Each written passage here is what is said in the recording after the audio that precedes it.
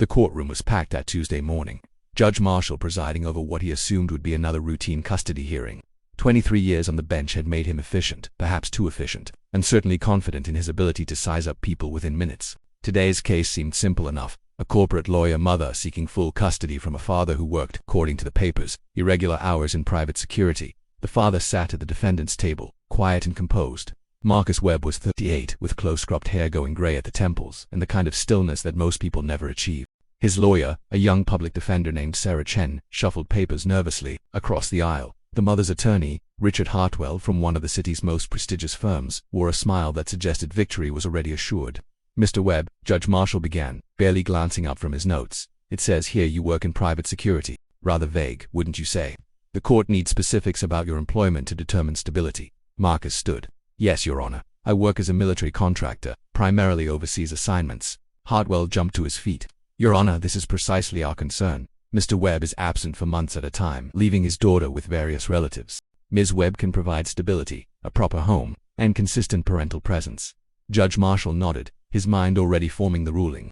He'd seen cases like this before, absent fathers who chose career over children, but something about the way Marcus stood, perfectly straight yet relaxed, nagged at him. "Private security," Marshall mused, a hint of sarcasm creeping into his voice. "Let me guess, you've got one of those tough guy nicknames too. What do your buddies call you?" He smiled at his own joke, expecting embarrassment or deflection. Marcus hesitated, his jaw tightening almost imperceptibly. "Shadowhawk, Your Honor." The judge chuckled, about to make another quip, when he noticed his bailiff, retired Marine Sergeant Tom Rodriguez, had gone completely rigid. Rodriguez was staring at Marcus with an expression Marshall had never seen on the man's face in 8 years, something between shock and reverence. "Tom," Marshall asked, confused by his bailiff's reaction. Rodriguez approached the bench quickly, whispering urgently, "Your Honor, I need to speak with you." "Chambers now." Marshall frowned but called a 15-minute recess. In his chambers, Rodriguez closed the door and turned to face him, his usual casual demeanor replaced with military formality. "Judge, do you know who that man is?" "Some security contractor trying to—" "That's Lieutenant Commander Marcus Webb, Navy SEAL, retired. Shadowhawk isn't a nickname, it's his operational call sign." Rodriguez pulled out his phone, quickly searching, then showed Marshall a partially redacted military article. He led the operation that rescued Ambassador Chen and her family from that compound in Yemen 4 years ago. Saved 14 people, including 6 children. That story about the anonymous special operations team, that was him. Marshall felt his confidence waver. "How do you know this?" "Because my nephew was on that protection detail. He was one of the Marines Shadowhawk pulled out of that building while it was literally collapsing from RPG fire. My nephew lost his legs that day, but he's alive because of the man sitting in your courtroom."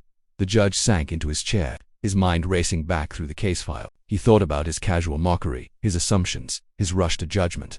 Why didn't this come up in the filings? Men like that don't talk about what they've done, sir. It's not who they are. Marshall returned to the courtroom 20 minutes later, his perspective fundamentally altered. He looked at Marcus Webb with new eyes, seeing not an absent father but a man who'd spent years running toward danger so others could live safely. "Mr. Webb, please approach the bench," Marshall said quietly. Marcus walked forward, his daughter Emma watching from the gallery with her grandmother. "I owe you an apology," Marshall began, his voice thick with emotion. "I made assumptions about your character based on incomplete information and my own prejudices. That was wrong, and it was beneath this court's standards." Hartwell started to object, but Marshall raised his hand. "I'm not finished. Mr. Webb, would you tell the courts, in your own words, why you want custody of your daughter?" Marcus glanced back at Emma, and his stoic expression finally cracked. "Your Honor, I've spent 15 years making hard choices, doing things I can't talk about in places I can't name. I did it because I believed I was protecting something important. Families, children, futures. But my own daughter is growing up and I've missed too much already. I'm out now. I'm done with overseas contracts. I've accepted a training position stateside because nothing I've ever protected matters as much as being her father." The courtroom was silent. Even Hartwell had stopped shuffling his papers. Marshall looked at the case file, then at the corporate lawyer mother who'd spent the proceedings checking her phone. He thought about real sacrifice, real service, and what children actually needed. "I'm awarding primary custody to Mr. Webb," Marshall announced, "with generous visitation for Ms. Webb.